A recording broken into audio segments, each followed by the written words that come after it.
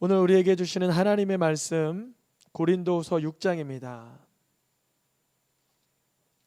고린도후서 6장 1절에서 2절까지 말씀입니다. 제가 한 절, 성도님들께서 한 절 교독하여서 두 구절의 말씀을 읽겠습니다. 우리가 하나님과 함께 일하는 자로서 너희를 권하노니 하나님의 은혜를 헛되이 받지 말라.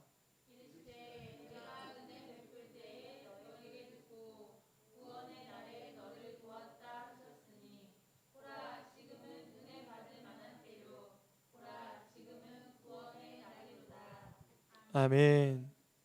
하나님의 은혜를 헛되이 받지 않고 구원을 누릴 수 있기를 축복합니다. 오늘도 당연히 지나가는 그 주님의 날, 우리에게 주어진 24시간이라는 것은 동일하지요. 오늘 제목을 먼저 읽어보겠습니다. 하나님의 시간. 오늘의 제목을 읽어보겠습니다. 시작.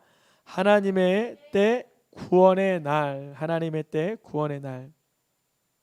우리가 6월 한 달 하나님의 시간을 잘 사용하기 위해서 말씀을 듣고 있는데요. 첫 시간에는 시간이 우리에게 주신 무엇이다? 선물이다. 하나님께서는 우리에게 시간을 선물로 주셨다. 두 번째는 그 시간을 잘 선용하기 위해서는 주님과의 교제, 안식에 깊어져야 된다. 지난주에 말씀을 드렸고요. 오늘은 하나님의 때 구원의 날, 이런 제목입니다. 우리가 먼저 알아야 될 건 뭐냐면 모든 시간은 다 하나님이 주신 시간입니다.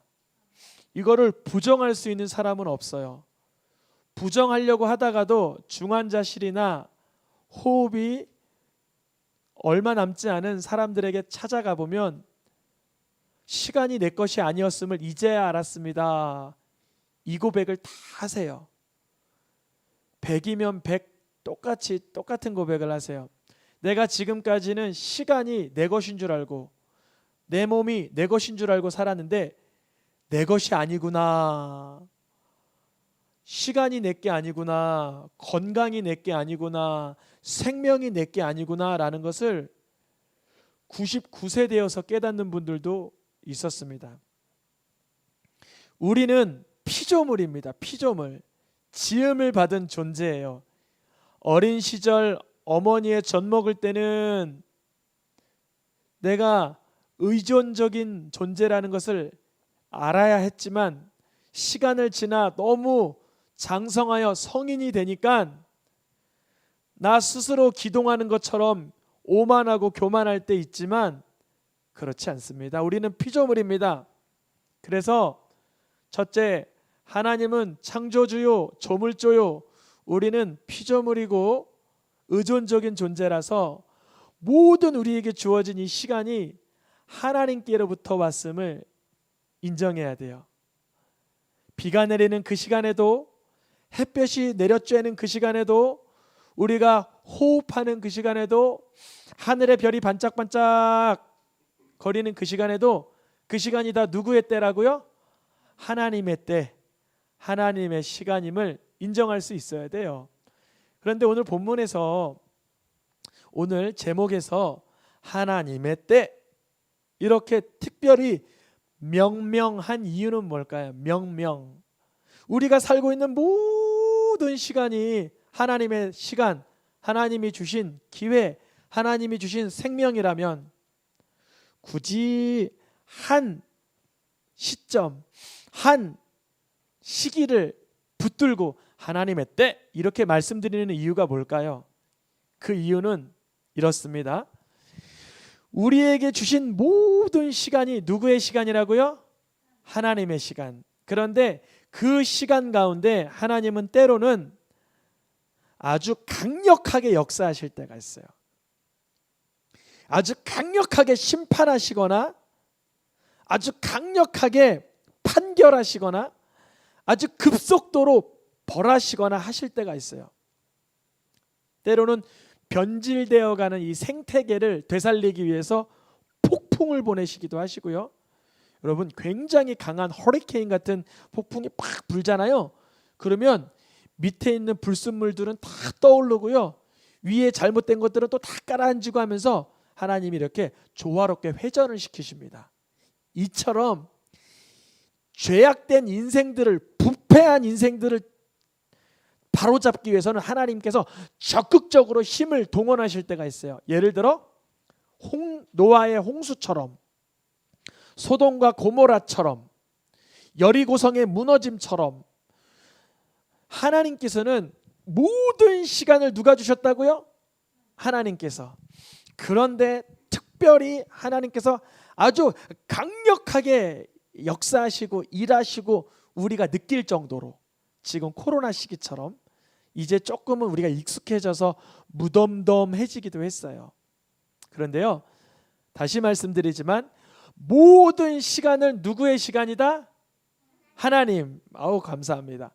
그런데 특별히 하나님의 때라고 명명하는 이유는 뭐다? 하나님께서 그 포인트, 그 시점, 그 시기에 강하게 일하시기 때문에 그래요. 그래서 하나님의 때, 하나님의 날, 여호와의 날을 사사기의 이사야 말씀에 보니까, 이사야 13장 말씀에 보니까 뭐라고 되어 있냐면 이사야 13장 6절, 13장 9절입니다. 같이 읽어보겠습니다. 노란 글씨만. 여호와의 날이 가까이 왔으니 전능자에게서 멸망이 임할 것이라. 여호와의 날 곧 잔혹히 땅을 황폐하게 하며 그 중에서 죄인들을 멸하게 하시는 날이 온다라는 거예요. 그런 날을 뭐라 그래요? 표기상 여호와의 날. 그 여호와의 날은 무엇이 임하는 날이라고요? 멸망. 여호와의 날은 어떻게 되는 날이에요? 황폐하게 되는 날이에요. 오늘 본문의 제목 하나님의 때, 하나님의 날이라는 것은 멸망이 임하는 거예요. 멸망. 황폐하게 되고 심판이 임하는 거예요.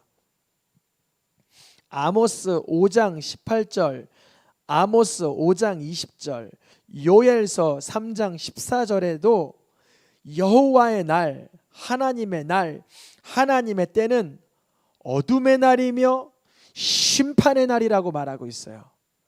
우리가 모든 시간이 누구의 시간이요?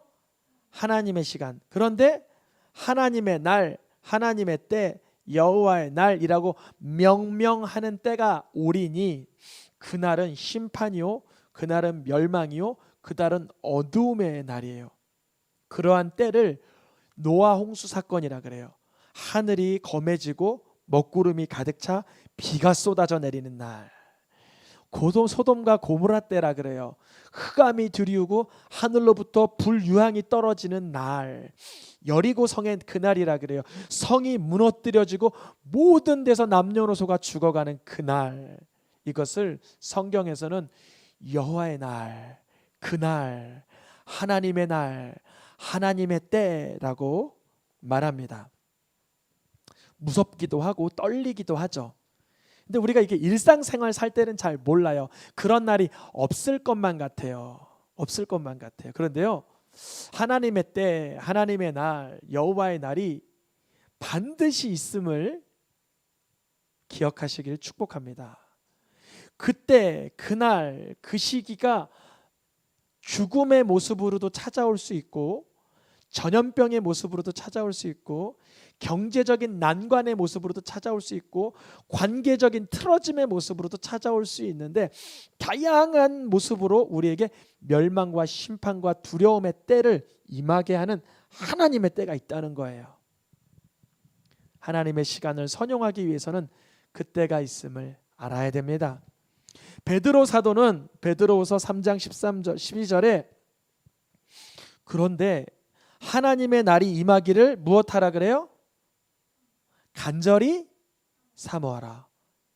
너무 의아하죠. 하나님의 날은 멸망의 날이고 심판의 날이고 어둠의 날인데 그 날을 사모하라 그래요. 왜 그럴까요? 이유는 베드로후서 3장 12절 13절 후반부에서 어떻게 이야기가 풀어가는지를 보면 돼요.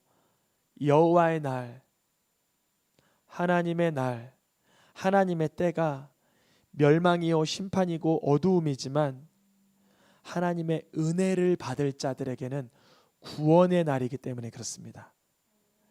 분명히 회초리와 매질과 멸망과 심판과 어두움이 다가오건만 하나님의 은혜를 아는 자에게는 구원의 날이 됩니다.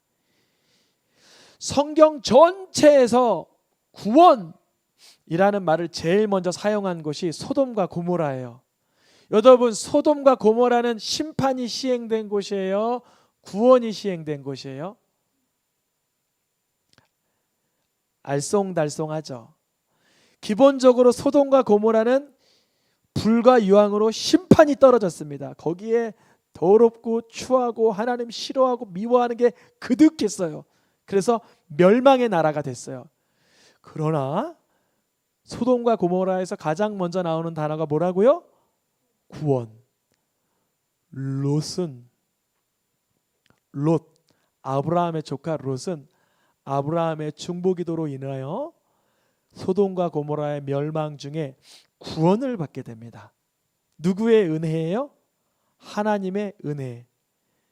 그래서 하나님의 날은 곧 구원의 날, 하나님의 때, 멸망과 심판이 임하는 그때 은혜 받은 자에게는 구원의 날이 되는 거예요. 그런데 누구에게 심판이요 멸망일까요? 은혜 받지 않고 은혜가 필요 없다라고 하는 자들에게는 심판이 됩니다. 전 지구상에 홍수가 넘실댔어요. 이것은 지질학자들도 인정하는 바예요. 저 산 꼭대기에 소금이 나오고 저 절벽 끝에서 조개 껍질이 나오고 지층이 뒤틀리고 전 지구상적인 온 지구적인 격동이 있었음을 다 알 수 있어요. 판게아 이론에서도 그것을 뒤에서 뒷받침해 줍니다. 전 지구상에 무엇이 넘실댔다고요? 홍수가. 그러면 심판이에요, 구원이에요? 심판이죠. 심판이죠. 그런데요, 노아 가정에는 무슨 날이 되었어요? 구원의 날이 되었어요. 노아는 홍수 나기 전까지만 해도 사람들에게 엄청 조롱받았어요. 저 노인네 치매가 걸렸나? 나이가 저렇게 나면서 세상 물정을 모르나? 여전히 배만 짓고 있네. 왜 저렇게 산대? 조롱, 업신여김, 비아냥거리였어요. 홍수 나기 전까지는. 근데 홍수가 나니까 노아의 가정이 어떻게 돼요? 그때 비로소 떠올랐더라. 구원받았더라. 여호와의 날, 하나님의 때, 하나님의 날 사모하는 자들은 은혜 받는 자들이에요. 전 지구상에 홍수가 넘실대지만 노아의 가정에는 구원의 날이 되었습니다. 근데 이상하잖아요. 어떤 사람에게는 구원의 날이요, 어떤 사람에게는 멸망의 날이요, 노아에게는 건짐의 날이요, 노아 시대 다른 사람은 멸망의 날이요, 소돔과 고모라 롯에게는 구원의 날이요, 소돔과 고모라 사람들에게는 멸망의 날이요. 너무나 의아하지 않아요? 정리하면 하나님의 때는 심판이면서 구원이요, 하나님의 때는 구원이면서 심판이라는 것입니다. 한번 조그맣게 마련된 도표를 하나 보여주시겠어요? 네, 하나님의 때는 심판의 날이지만 은혜 받은 자에게는 무슨 날이에요? 구원의 날이에요. 그럼 하나님의 때가 구원의 날이 되지 않는 사람들은 누굴까요? 은혜가 필요 없는 사람들. 이집트,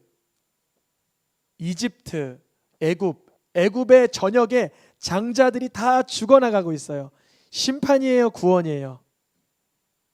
심판이죠. 그런데 애굽에서 종살이를 하고 있던 이스라엘 백성들에게는 해방의 날이 되는 거예요. 구원의 날이 되는 거예요. 가나안을 정복할 때도 라합의 가정은 붉은 동아줄을 내릴 때 구원의 날이었어요, 멸망의 날이었어요? 구원의 날이었어요. 여리고성이 무너지는데 사람들은 다 멸망에 죽어나가는데 라합의 가정에는 구원의 날이었습니다. 우리가 6월 한 달 하나님의 시간을 선용하라. 하나님의 시간을 아름답게 사용하기 위해서는 범죄한 사람들을 향한 하나님의 심판이 있음을 기억해야 돼요.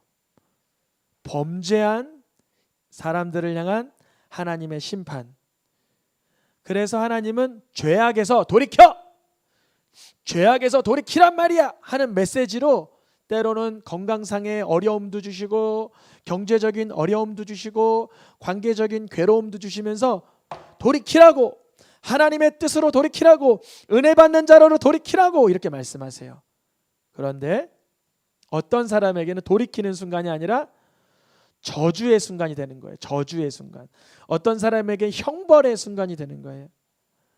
이쪽 사람에게는 회개하는 순간, 회복되는 순간, 하나님을 경외하는 순간, 하나님의 은혜를 받아 누리는 순간이 되는데, 똑같은 시점, 똑같은 시대, 똑같은 지점에서 어떤 세계는 하나님을 원망하고 하나님을 비방하고 교만하고 완악하고 방탕하고 뭘 내가 회개해야 돼 하는 멸망의 순간으로도 다가간다는 거예요. 그래서 하나님의 때가 구원의 날이 되기 위해서는 오로지 필요한 것은 에베소서 2장 8절에 이렇게 말하고 있습니다. 읽어보겠습니다. 너희는 그 은혜에 의하여 믿음으로 말미암아 구원을 받았으니 이것은 너희에게서 난 것이 아니요 하나님의 선물이라. 이것은 너희에게서 난 것은 아니요 라고 할 때 이것은 뭘까요? 이것, 하나님의 선물이라고 말하는 이것이 너희에게서 난 게 아니다 라고 말하는 이것이 뭘까요? 은혜도 우리에게서 나온 게 아니요, 믿음도 우리에게서 난 게 아니요, 구원도 우리에게서 발생한 게 아니라는 거예요. 은혜를 인하여 믿음으로 말미암아 구원을 받은 이것이 너희에게서 난 게 아니다. 하나님의 때 구원의 날이 되기 위하여 내가 은혜 받고 믿음이 생기고 구원받았다는 그 기쁨은 우리에게서 발생한 게 아니라는 거예요. 그래서 예수 믿은 사람들마다 다 이렇게 말해요. 하나님이 나를 건져주셨습니다.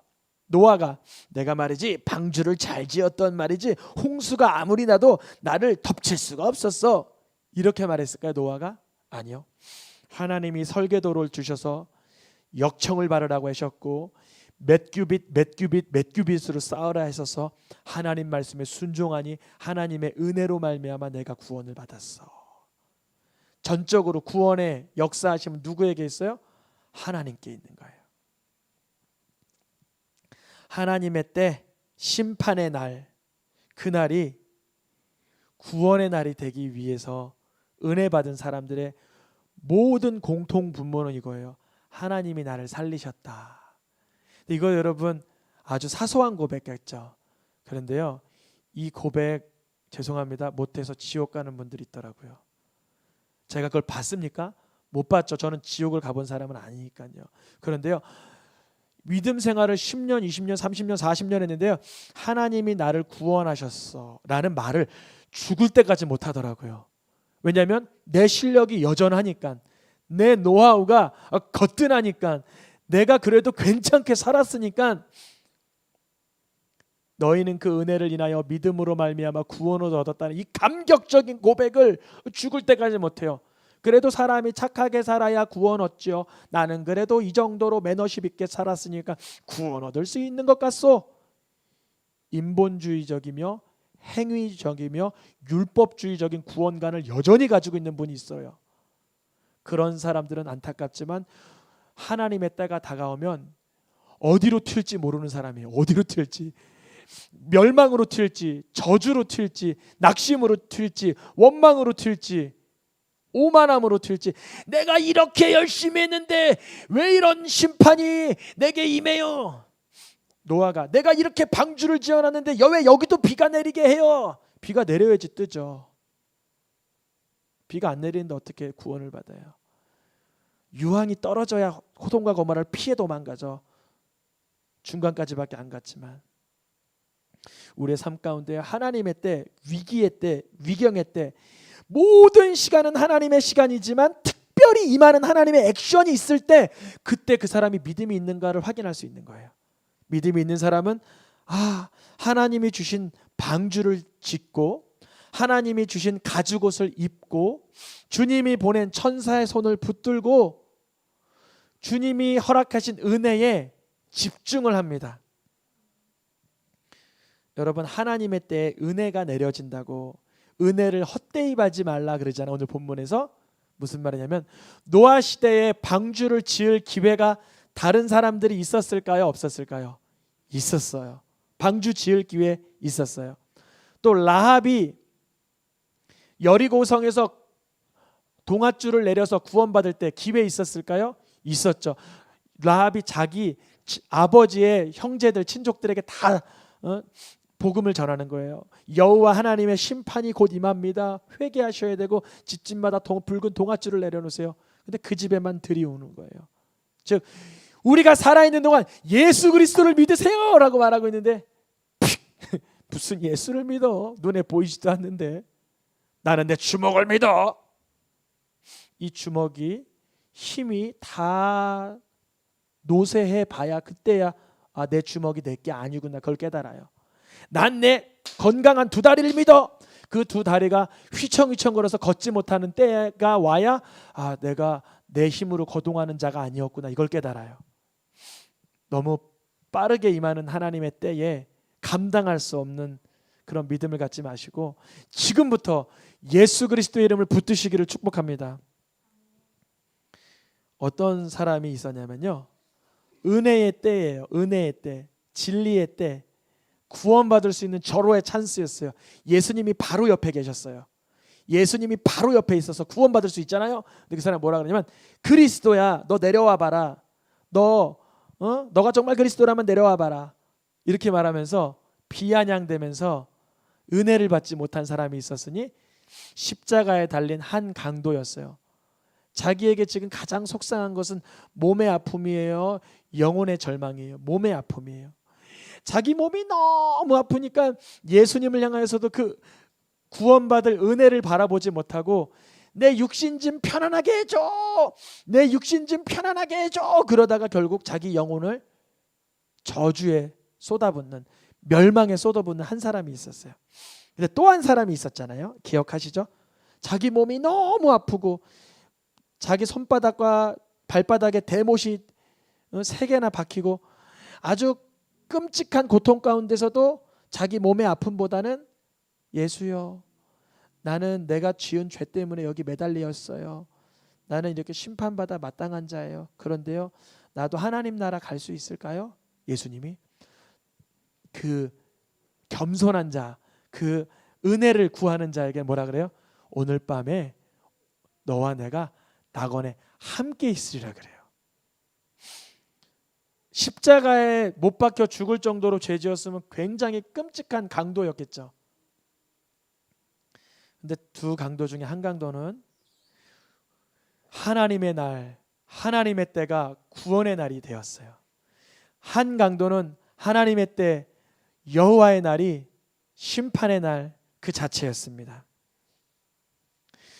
우리는 호흡이 멈춰지는 그날까지 우리의 마지막 인생이 심판의 날이 아닌 구원의 날이 되기 위해서 어떻게 하면 좋을까요? 방법은 이것입니다. 내가 죄인임을 미리 깨닫는 거예요. 내가 심판받아 마땅한 자라는 걸 미리 깨닫는 거예요. 저희 아이들이 잘하는 질문이 이거예요. 아빠가 지옥 안 가고 천국 갈 거 어떻게 확신해? 이걸 자주 물어봐요. 저는 이렇게 꼭 대답해요. 아빠는 100% 지옥 갈 사람이야. 아빠는 완전히 지옥 갈 사람이야. 아빠만큼 지옥 갈 사람 있으면 나와보라 그래. 아빠만큼 죄짓고 더럽고 추하고 오만하고 못나고 거짓되고 음흉하고 추악한 자 있으면 나와보라 그래. 아빠는 무조건 지옥 갈 사람이야. 근데 지옥을 못 가. 왜 못 가? 예수님이 나를 위해서 흘리신 피가 더 커. 그래서 아빠는 지옥을 가고 싶어도 못 가. 왜 못 가? 예수님이 나를 천국으로 호명을 바꿔놨어. 호적을 바꿔놨어. 원래 천국 호적 사람이 아니라 지옥 호적 사람이 완전한 내 죄로 인해서 지옥 가야 되는데 누가 심판해서 옮겨주셨어요? 예수님이 심판해서 옮겨주셨어. 아빠는 그걸 믿어. 그걸 믿어. 내가 죄인임을 깨닫지 않으면요, 내가 죄인임이 발각되지 않으면요, 예수님의 구원의 은총을 확신할 수가 없어요. 여러분, 내가 죄인임을 아시겠습니까? 노아 시대에 왜 노아가 방주를 지었을까요? 홍수 나면 내가 물고기가 아니라는 걸 알았기 때문에. 물고기는 방주 져야 돼요? 물고기는 방주 안 져도 돼요? 방주 안 져도 되죠. 소돔과 고모라에서 여리고성에서 도망 나온 라합은 왜 붉은 동아줄을 내렸을까요? 반드시 하나님의 백성이 승리한다는 걸 믿었기 때문에 그런 거예요.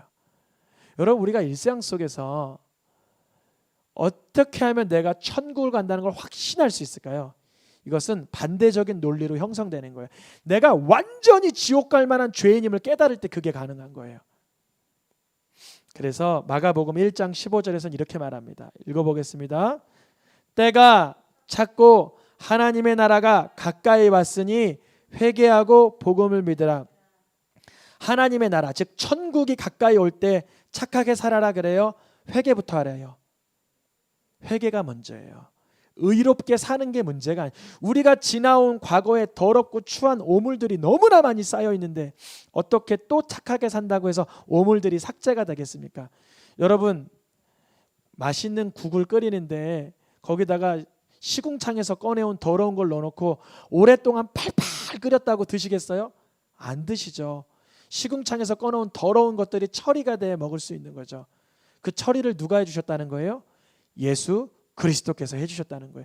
그것이 바로 회개예요. 회개. 회개는 뭐냐? 예수님이 나를 위해서 피 흘려 죽으심을 인정하는 그 복음을 믿으라는 거예요. 그 복음을 갈라디아서 4장 4절과 요한복음 3장 17절에서는 이렇게 말합니다. 노란 글씨만 먼저 읽어보겠습니다. 시작. 때가 차매 하나님이 그 아들을 보내사 여자에게 나게 하시고 율법 아래 나게 하신 것은 그로 말미암아 세상을 구원을 받게 하려 하심이라. 세상을 심판하려 하시란다는 거예요? 심판하려 하심이 아니요. 그러니까 우리가 심판받게 하시기 위해서 예수님을 보내준 게 아니라 예수님의 그 형벌, 예수님의 십자가의 피가 나로 인함임을 믿으면 심판에서 자리가 옮겨 구원으로 옮겨졌다는 거예요. 이미 똑같은 말씀이지만 요한복음 12장 47절과 고린도전서 1장 18절에도 이렇게 써있죠. 노란 글씨 말고 보겠습니다. 내 말을 듣고 지키지 아니할지라도 내가 그를 심판하지 아니하노라. 십자가의 도가 구원을 받는 우리에게는 하나님의 능력이라. 오늘의 클라이막스고 제일 중요하니까 다 까먹어도 좋으시니까 이거는 꼭 기억하세요. 우리가 예수님의 말을 듣고 지켜요? 다 못 지켜요? 다 못 지키죠. 제가 지금 지키지 말라고 한 게 아니에요. 여러분들이 다 지키시라는 거예요. 근데 결국은 못 지켜요. 그것을 발견하라는 거예요. 나는 그런데 못 지켜요. 결국 못 지켜요. 그러니까 100개 중에 99개 지키지만 한 개를 못 지키는 게 우리의 존재예요. 그것을 위해서 예수님이 십자가의 도를 허락하신 거예요. 뭐냐? 내 말대로 살아라. 그래야 나를 사랑하는 자라. 그렇게도 말씀하신 적 있어요. 그런데 말이지 하시면서 예수님께서 나는 심판하기 위해서 말씀을 준 게 아니라 그 말씀대로 너희가 살지 못함을 깨닫고 무엇을 믿으라? 예수님이 나를 위해서 십자가에서 죽으셨음을 믿으라. 그러면 그러한 자들에게는 십자가의 도가 구원을 받는 자들에게는 하나님의 능력이 된다라는 걸 발견한다는 거예요. 우리 인생 중에 분명히 문제가 생겨요. 어려움이 다가와요. 이거 내가 잘못해서 그런 거 아닌가? 내가 좀 더 성실하지 못해서, 내가 좀 더 현명하지 못해서, 내가 정말 똑부러지지 못해서, 내가 좀 더 열심히 있지 못해서, 내가 좀 더 윤리적이지 못해서, 내가 좀 더 배려심이 부족해서 그런 거 아닌가라는 순간을 사단이 종용해서 만들어내요. 그런 다음에 자책하게 만들어요. 너 예수 믿는다면서 이 정도도 못 살아내면 너가 무슨 구원받을 자냐? 이렇게 말해요. 사단은 속삭여. 너 그렇게 살면 구원 못 받아. 그래요. 그게 뭐예요? 바로 행위 구원, 율법주의. 근데 하나님은요, 십자가의 도가 자기 행위로 구원받으면서 살고 있는 미련한 자들에게는 십자가의 도가 미련하게 들리지만, 우리 하나님의 은혜가 필요한 우리들에게는 예수님이 십자가 지셨다는 그 사건이 우리에게는 하나님의 능력으로 역사가 된다는 것입니다. 마지막 말씀입니다. 로마서 5장 9절과 요한계시록 7장 10절입니다. 노란 글씨 읽어보겠습니다. 이제 우리가 그의 피로 말미암아, 무엇으로 말미암아 의롭다고 받는다고요? 주일 성수 잘해서요? 좀 죄송합니다. 11조를 많이 내서요? 여러분들이 전도를 많이 해서요? 우리들이 조금 더 다른 사람보다 매너십이 있어서요? 그게 아니죠. 우리의 신앙으로 인한 행위는 아름답지만, 우리들이 주일 성수하고 예배드리고 헌금 올려드리고 전도하고 선교하는 건 아름답지만 그것으로 인해서 의롭다 되는 게 아니요. 무엇으로요? 예수님의 피로 인하여 의롭다함을 받는 거예요. 그래서 의롭다함을 받았기 때문에 믿음 생활도 하고 전도도 하고 복음도 전하고 헌신도 하고 희생도 하는 거예요. 뭐가 전제 조건이에요? 예수님의 피가. 예수님의 피의 공로를 아는 자는 하나님의 날이 구원의 날이 되고, 하나님의 때가 구원의 때이지만 예수님의 피의 값을 알지 못하고 나의 행위로 구원 얻을 자들은 멸망이 임하는 것입니다. 그래서 요한계시록 7장 10절에 뭐라고 기록돼요? 오늘 마지막 말씀입니다. 시작. 구원하심이 보좌에 앉으신 우리 하나님과 어린 양에게 있도다. 우리 삶에 위기의 문제, 어려움의 문제 다가올 때 그 구원의 근본은 하나님 자신에게 있으시고요, 우리가 구원받은 그 은혜의 배출은 예수님의 피값으로 배출되는 줄 믿습니다. 우리 오늘 말씀을 통해서요, 우리가 언젠간 갈 천국 하나님의 나라, 그 날이 심판의 날이 아닌 구원의 날이 되기 위해서 오늘 미리 죄인임을 깨닫고 예수 그리스도의 피값의 공로를 신뢰하고 간증하고 맛보고 누리시기를 축복합니다. 우리 찬양하며 기도하겠습니다.